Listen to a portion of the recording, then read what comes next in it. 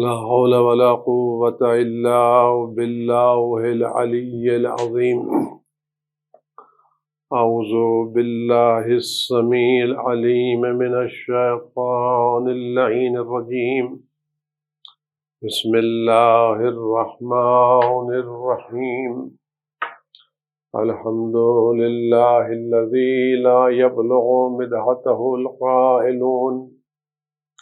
ولا يحصي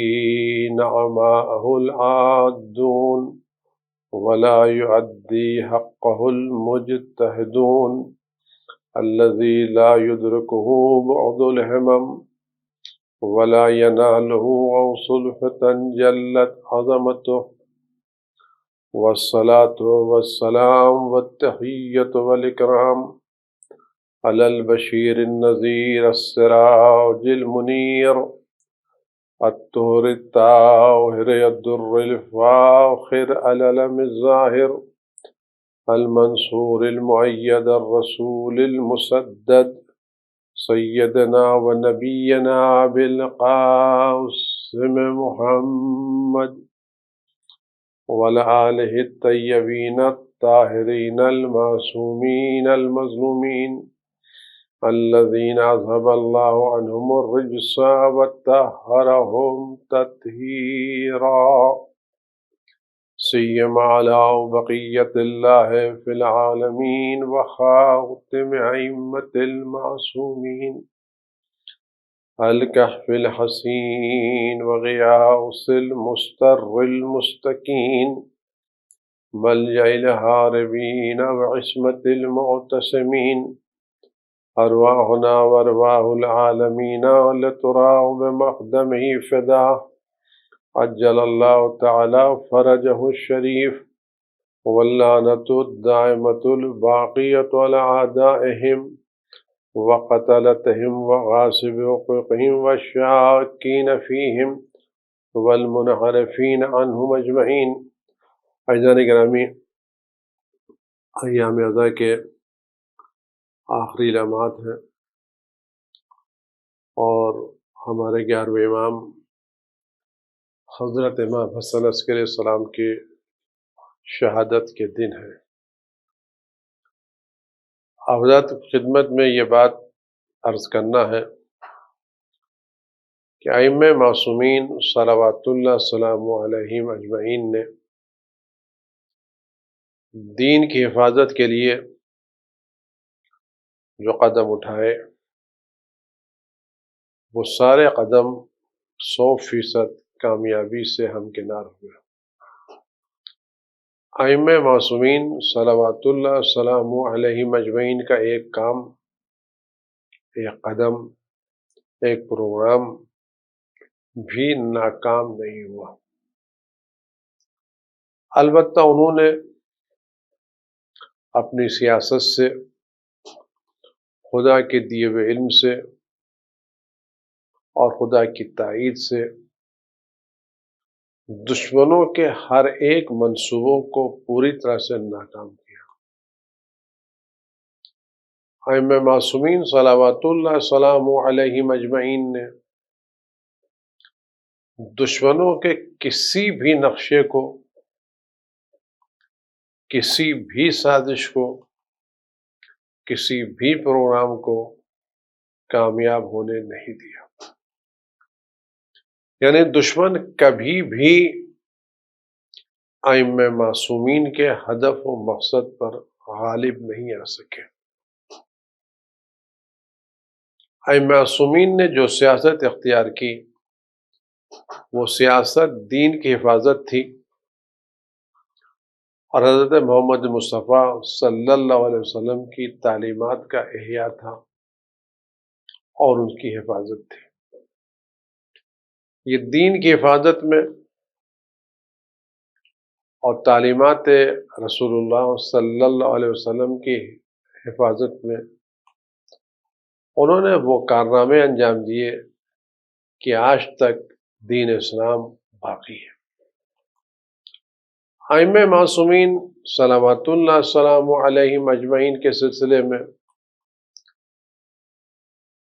حساس ترین دور امام حسن عسکری علیہ السلام کا دور ہے۔ یہ دور اس لیے حساس ترین دور ہے کہ تمام لوگوں نے مختلف انداز سے رسول خدا صلی اللہ علیہ وسلم کی زبان مبارک سے یہ حدیثیں سنی تھیں، اور یہ حدیثیں سب کی زبانوں پر تھیں کہ خداوند عالم سلسلہ امامت کے آخری امام کو اس دنیا میں بھیجے گا، جس کا نام رسول خدا صلی اللہ علیہ وآلہ وسلم کا نام ہوگا، اور جس کی کنیت رسول خدا صلی اللہ علیہ وسلم کی کنیت ہوگی۔ وہ بات جو دشمنوں کو کھٹکتی ہوئی تھی کہ آنے والا تمام ظالموں کی بساط حکومت کو پلٹ کے رکھ دے گا اور ساری ظالم حکومتوں کا خاتمہ کر دے گا۔ یہ بات ویسے ہی لوگوں کے ذہن میں تھی جیسے فرعون کے ذہن میں یہ بات ڈال دی گئی تھی کہ بنی اسرائیل میں ایک بچہ پیدا ہوگا جو تمہاری حکومت کے تختے کو پلٹ دے گا، جس کی خاطر فرعون نے بے پناہ ظلم کیے اور بنی اسرائیل کے ہزاروں بچوں کو قتل کر دیا، اور نہ معلوم کتنی حاملہ عورتوں کے حمل گرا دیے تاکہ جناب موسیٰ علیہ السلام کی ولادت نہ ہو سکے۔ اسی طرح سے بنی عباس کے خلفاء کو اس بات کا پورا یقین تھا کہ جس مہدی علیہ السلام کی بشارت رسول خدا صلی اللہ علیہ وسلم نے دی ہے وہ اسی خاندان نبوت سے ہوگا، اسی خاندان امامت سے ہوگا، اسی خاندان رسالت سے ہوگا، اور چونکہ وہ 12واں ہے لہذا انہی کے گھر میں پیدا ہوگا۔ اس لیے حکومت نے دونوں اماموں پر شدید ترین پابندیاں رکھی، اور 10ویں امام علیہ السلام اور 11ویں امام حضرت امام حسن عسکری علیہ السلام کو مدینے سے بلا کر کے سامرہ میں ملٹری ایریا میں فوجی ماحول میں رکھا تاکہ ان پر پوری طرح سے نگرانی ہو سکے۔ نہ صرف رکھا بلکہ گھروں میں جاسوس عورتیں بھی رکھیں اور لوگوں کو مأمور کیا، ذمہ داری دی کہ اگر کسی کے ہاں بھی ذرا سے بھی ولادت کے آثار نمودار ہو تو اس کو قتل کر دیا جائے اور اس امام آخر کی ولادت نہ ہونے پائے۔ اس حساس ترین دور میں جب کہ اماموں کو کئی مرتبہ قید میں رکھا گیا، قید میں رکھنے کا ایک مقصد یہ بھی تھا کہ ان کو تنہائی میں قید میں رکھو تاکہ اپنے گھر والوں کے ساتھ زندگی بسر نہ کر سکیں اور ان کے گھر میں کسی بچے کی ولادت نہ ہو سکے۔ قید میں رکھنے کے بعد ان پر حملے کرائے گئے، بھوکے پیاسے شیر بھیجے گئے تاکہ ان کو ختم کر دیں۔ اس سخت ترین دور میں جہاں چاروں طرف پہرے تھے، جاسوس تھے، حکومت کے لوگ تھے جو شبہوں کی بنیاد پر لوگوں کو سزائیں دلواتے تھے، اور اس سخت ترین ماحول میں امام حسن عسکری علیہ السلام کی جو ذمہ داری تھی کہ دین کو بچا کے رکھیں اور اپنے آخری فرزند کی حفاظت کریں، امام حسن عسکری علیہ السلام نے واقعاً جو کارنامہ انجام دیا کہ دشمنوں کے سارے پروگرام، سارے منصوبے خاک میں مل گئے اور امامت کی سیاست، حکومت کی سیاست پر غالب آ گئی اور ہمیشہ غالب آتی رہی ہے۔ امامت کی سیاست میں تخت حکومت یا حکمرانی کی کرسی ہدف نہیں ہے، امامت کی سیاست میں دین کی بقا ہدف ہے، دین کا قیام ہدف ہے، دین کو نسل نو تک پہنچانا ہدف ہے، حیرت زدوں کو صحیح راستے پر لانا ہدف ہے، اور ایسی دلیلیں قائم کر دینا ہدف ہے جس کے بعد لوگوں کے پاس کوئی عذر خدا کی بارگاہ میں پیش نہ کر سکے۔ اس حساس ترین ماحول میں امام حسن عسکری السلام نے کارنامے کیا انجام دیے اور کس طرح سے اپنے دوستوں کی حفاظت کی۔ ان دوستوں کو آپ غور کریں، یہ ائمہ معصومین کی سیرت کے وہ پہلو ہیں، اگر ہم ان پہلوؤں پر غور کریں تو سخت ترین اور ظالم ترین اور جابر ترین حکومت کے میں رہ کے بھی ہم اپنوں کی حفاظت کر سکتے ہیں، بشرطے کہ ہم ائمہ معصومین کی سیرت سے سبق سیکھیں اور موجودہ حالات کو گزشتہ حالات سے مقایسہ کرتے ہوئے ائمہ معصومین نے جو کارنامے انجام دیے ان کارناموں کو اپنے لیے مشعل راہ، رہنما قرار دیں۔ ائمہ معصومین نے، خاص کر امام حسن علیہ السلام نے جو کارنامہ انجام دیا کہ حکومت امام کے خلاف ہے، امام کے چاہنے والوں کے خلاف ہے، کوئی بھی امام کا چاہنے والا مل جائے تو اس کا قلع قمع ہے، اس کے لیے قید ہے، سزائیں ہیں اور پابندی الگ سے ہے۔ امام نے کام یہ کیا کہ ان لوگوں کو چھوٹے چھوٹے پاکٹ میں تقسیم کیا تاکہ ان کا وجود ایک بڑی شکل میں ظاہر نہ ہونے پائے۔ اگر یہ ایک جگہ پر جمع ہوں گے اور ان کی تعداد معلوم ہوگی تو حکومت ان کے درمیان اختلافات ایجاد کرنے کی کوشش کرے گی اور ان میں ٹکڑیاں پیدا ہوں گی، ان میں کام پیدا ہوگا۔ اگر آپ موجودہ دور کی بھی سیاست کو دیکھیں اور غور سے کریں کہ جب بھی کوئی سماج، کوئی طبقہ اوپر اٹھا ہے اور اس کی تعداد بڑھ گئی ہے تو حکومت نے انہی کے درمیان افراد کو پیدا کیا، تلاش کیا، کھڑا کیا اور ان کو کئی حصوں میں تقسیم کر دیا۔ امام حسن علیہ السلام نے اس وانے کہ تم ایک شہر میں نہ رہو، مختلف گاؤں میں رہو اور ان کے درمیان مختلف گاؤں میں تقسیم کر کے چھوٹے چھوٹے پاکٹ بنا کر کے ان کے درمیان اپنے نمائندے رکھے جو ایک دوسرے سے رابطے میں رہے،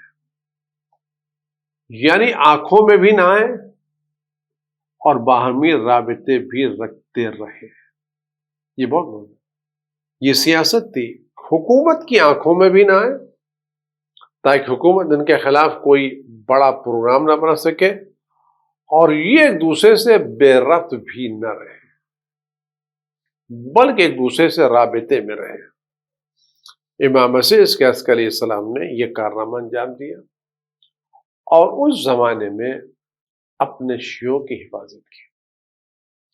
اس زمانے میں جو سب سے ایک اہم کام یہ تھا جو بقیہ اماموں سے مختلف تھا، بقیہ اماموں کے زمانے میں مثلا اگر آپ امام رضا علیہ السلام کے زمانے کا دور دیکھیں تو یقیناً ان پر سختیاں تھیں، پابندیاں تھیں، مصیبتیں تھیں، لیکن جب ان سے کوئی پوچھتا تھا آپ کے بعد امام کون ہوگا، تو امام تقی السلام، امام جواد السلام، یہ میرا بیٹا، وہ ان کو، کیونکہ ان کے لیے غیبت نہیں تھی، وہ منظر عام پر آ سکتے تھے، وہ لوگوں کو اپنا چہرہ دکھا سکتے تھے، لوگ ان سے ملاقات کر سکتے تھے۔ یہی صورتحال دوسرے اماموں کے ساتھ تھی کہ اپنے بعد کے جانشین کا باقاعدہ تعارف کرا سکتے تھے اور ہر ایک کے سامنے ان کی معرفی کرا سکتے تھے، ان کو پیش کرا سکتے، دکھا سکتے۔ امام حسن علیہ السلام کے زمانے کا مسئلہ یہ تھا کہ آپ اپنے فرزند کو ہر ایک کو دکھا نہیں سکتے، کیونکہ دشمن اس بات پہ لگا تو اس کو یہ پتہ ہونا چاہیے، وہ پتہ لگا رہا، سراغ میں تھا کہ کئی امام حسن عسکری کے گھر میں کوئی بچہ تو نہیں ہے۔ اگر دشمن کو بھنک بھی مل جاتی کہ امام کے گھر میں ایک بچے کی ولادت ہوئی ہے، تو آپ یقین جانیے فوجیں ٹوٹ پڑتی اور گھر کو جلا دیا جاتا، گرا دیا جاتا، نہ معلوم کیا کیا جاتا۔ ایسے ماحول میں ذمہ داری کتنی بڑی کہ دشمن کو بھنک نہ لگنے پائے اور اپنے چاہنے والوں سے خبر چھپنے نہ پائے، اپنے چاہنے والوں تک خبر پہنچے، اور اس طرح سے خبر ہمیں لوگ پتہ چلے کہ امام حسن السلام کے جانے سے پہلے ان کا فرزند دنیا میں آ چکا ہے اور ان کے بعد وہی امام ہوں گے، یعنی امام حسن السلام لاولد دنیا سے نہیں گئے۔ تو یہ بہت اہم کام تھا کہ دشمنوں کے حملوں سے محفوظ رکھنا اور اپنے لوگوں تک پیغام پہنچا دینا۔ امام حسن عسکری السلام نے کارنامہ انجام دیا۔ وہ لوگ جو ان کے نہایت معتبر تھے، ان معتبر لوگوں کو اپنے بچے کو دکھایا، احمد ابن اسحاق قمی کو دکھایا، سعد بن عبداللہ کو دکھایا، اور 40 لوگوں کو دکھایا، اور ایسے کتنے لوگ تھے جن کو امام حسن السلام نے اپنے بیٹے کے شرف دیدار سے مشرف فرمایا۔ یہ بات تو وہ لوگ تھی جو وہاں تک پہنچ سکتے تھے۔ دوسروں تک یہ پیغام کیسے پہنچ سکتا تھا؟ دوسروں تک پیغام اس لیے پہنچ سکتا تھا، پہنچنے کا طریقہ تھا کہ اسلام میں ایک رسم ہے عقیقے کی، مستحب ہے جب کسی کے گھر میں ولادت ہو عقیقہ کرائے۔ عقیقے میں جانور ذبح کیا جاتا ہے اور دوستوں میں، رشتہ داروں میں اس کا گوشت بعنوان عقیقت تقسیم کیا جاتا ہے۔ یہ عقیقے کے گوشت کا تقسیم کرنا اس بات کی علامت ہے کہ کسی کے گھر میں کسی بچے کی ولادت ہوئی ہے۔ امام حسن عسکری علیہ السلام نے 300 سے زیادہ جگہوں پر لوگوں کو خطوط لکھ کر کے کہا کہ میری طرف سے ایک عقیقہ کراؤ اور دوستوں میں عقیقے کا گوشت تقسیم کراؤ، تاکہ لوگوں کو پتہ چل جائے کہ میرے گھر میں ایک بچے کی ولادت ہو چکی ہے، اور حکومت اس پر پابندی بھی لگا نہیں سکے گی۔ اور یہی ہوا، امام علیہ السلام نے کارنامہ انجام دیا، اور اس کے بعد چونکہ یہ دور غیبت شروع ہونے والا تھا اور اس میں امام کی غیبت شروع ہونے والی تھی، امام حسن علیہ السلام کی ایک روایت ہے، سعادت کے طور پر پیش کرنا چاہتا ہوں، اور آج کے دور میں یہ روایت بہت اہم ہے، اور وہ روایت یہ ہے کہ اسلام میں یتیموں کی کفالت، یتیموں کی سرپرستی بڑی فضیلت رکھتی ہے۔ رسول خدا صلی اللہ علیہ وسلم کی روایت ہے کہ میں اور یتیم کی کفالت کرنے والا جنت میں اس طرح جیسے ہاتھ کی 2 انگلیاں. یعنی جو درجہ خدا بند عالم قیامت میں مجھے دے گا وہی درجہ قیامت میں اس کو دے گا جو یتیم کی کفالت کرے گا. اس حدیث میں نہ معلوم کتنے لوگوں نے یتیموں کی کفالت کی اور یتیموں کی سرپرستی کی. امام حسین علیہ السلام نے یتیم کی تعریف کیا کہا؟ ایک یتیم وہ ہے جس کے سر سے باپ کا سایہ اٹھ جائے، محروم ہو جائے، لیکن اس سے بھی شدید ایک یتیم اور ہے. جس کے سر سے باپ کا سایہ اٹھ جائے وہ بھی یتیم ہے، لیکن اس سے بھی شدید، اس سے بھی زیادہ رحم کے لائق وہ یتیم ہے جو اپنے امام کے دیدار سے محروم ہو اور جو اپنے مسائل حلال و حرام میں امام تک رجوع نہ کر سکتا ہو اور حیران و پریشان ہو. آج کا دور اسی یتیمی کا دور ہے. کل جب ائمہ معصومین ظاہر تھے تو لوگ سال میں 2 سال میں کچھ 2 لوگ چلے جاتے تھے اور کسی نہ کسی بہانے امام سے ملاقات ہو جاتی تھی. لیکن یہ دور غیبت وہ ہے کہ جس میں امام سے اپنی طرف سے، ہماری طرف سے ملاقات کا کوئی امکان نہیں ہے. وہ اگر کسی کو شرف دینا چاہیں، عزت دینا چاہیں تو الگ مسئلہ ہے. تو یہ دور امام سے دوری کا دور ہے، اختلافات کا دور ہے، حیرت و سرگردانی کا دور ہے. فرماتا اس دور میں وہ لوگ جو ہمارا علم حاصل کر رہے ہیں، جن کے پاس ہماری روایتوں کا علم ہے، جنہوں نے ہمارے مدرسے و مکتب سے علم حاصل کیا ہے، یہ لوگ ایک باپ کی حیثیت رکھتے ہیں اور یہ عوام الناس یتیم بچوں کی حیثیت رکھتے ہیں. جن لوگوں نے روایتیں حاصل کی ہیں، علم حاصل کیا ہے، ان کی حیثیت ایک سرپرست کی ہے اور عوام الناس کی حیثیت ایک یتیم کی ہے کہ یہ روایت سے دور، تعلیمات سے بیگانہ لوگ ان پڑھے لکھے علماء کی گود میں یتیم کی طرح سے. آپ غور کریں اس امام نے درجہ کیا دیا ہے اور کتنی بڑی ذمہ داری آج ہمارے کاندھے پر امام نے ڈالی ہے. اور ذمہ داری اگر ڈالی ہے تو اس کا اجر بھی بہت ہی بڑا قرار دیا ہے، بہت بڑا اجر قرار دیا ہے. آپ سوچ نہیں سکتے اجر کتنا ہوگا. فرماتا ہے کہ جو شخص اس امام سے دور شخص کی رہنمائی کرے گا، اس کو حلال و حرام کی تعلیم دے گا، اس کو احکام سکھائے گا، اس کا وضو، اس کی نماز، اس کی قرات صحیح کرائے گا، اس کے عقائد کے شبہات کو، اس کے ذہن کی خلش کو دور کرے گا، یہ کل ہمارے ساتھ جنت میں ہمارے درجے میں ہوگا. آج کتنی بڑی فضیلت ہے. آج ہم لوگ اس ہدایت کے کام کو چھوڑ کر کے نہ معلوم کن کاموں میں لگے ہوئے ہیں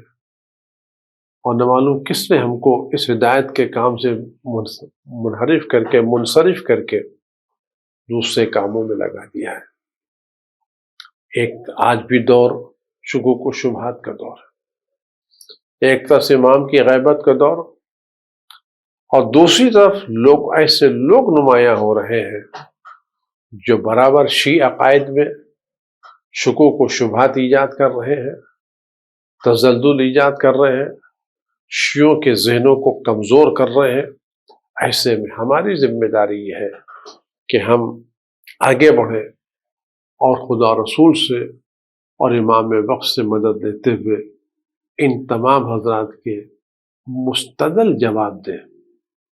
جھگڑا نہیں، لڑائی نہیں، تہمتیں نہیں. جو دلیل وہ پیش کرے اس سے مضبوط دلیل سے جواب دیں. اور یقیناً ہمارے پاس مضبوط دلیلیں ہیں،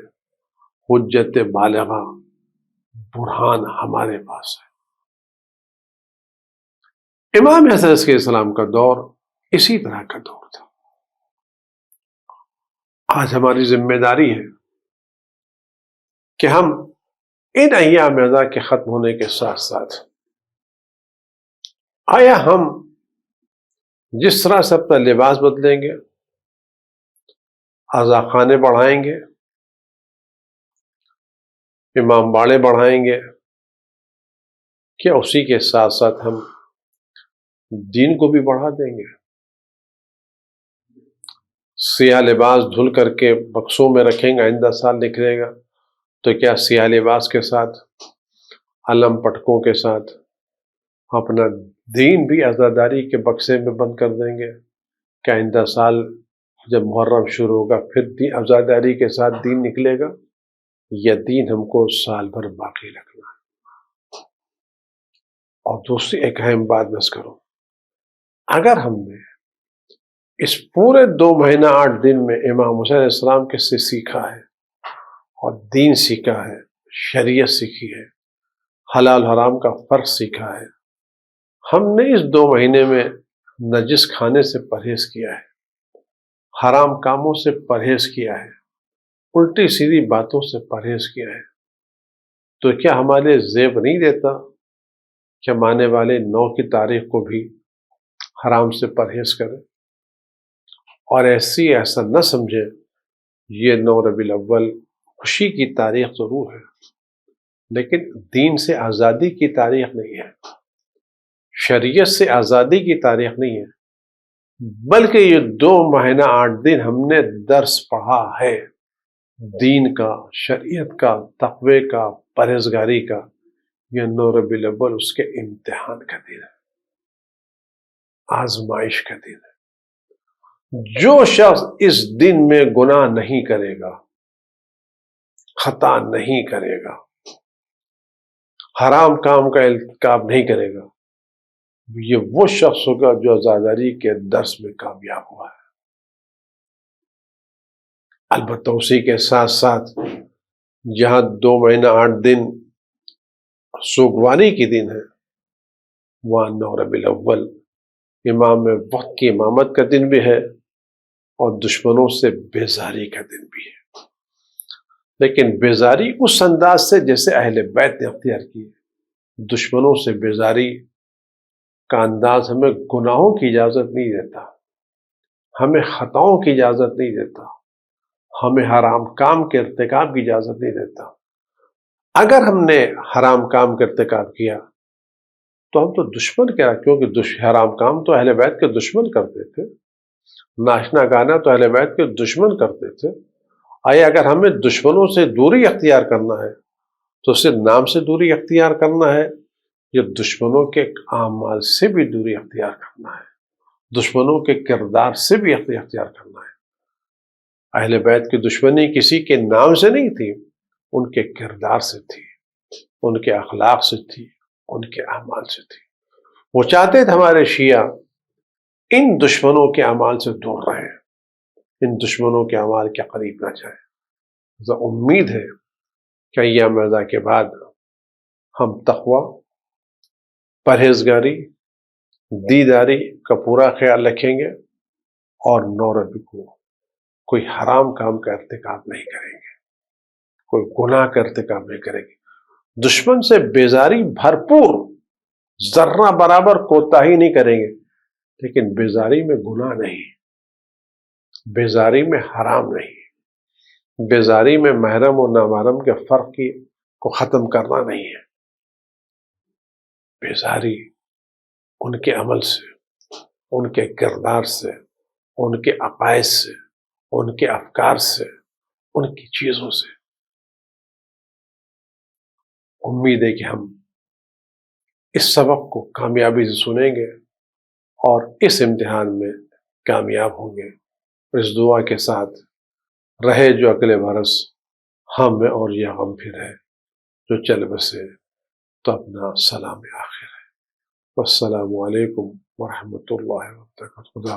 امام علیہ السلام کے ظہور پر نور میں تعجیل فرمائے، ہر آفت بلا سے میرے امام کی حفاظت فرمائے، ہر رنج و غم و علم کو ان کے وجود مقدس سے دور فرمائے،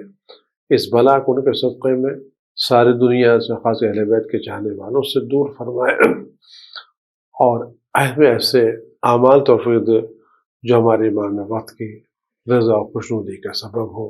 والسلام علیکم ورحمۃ اللہ۔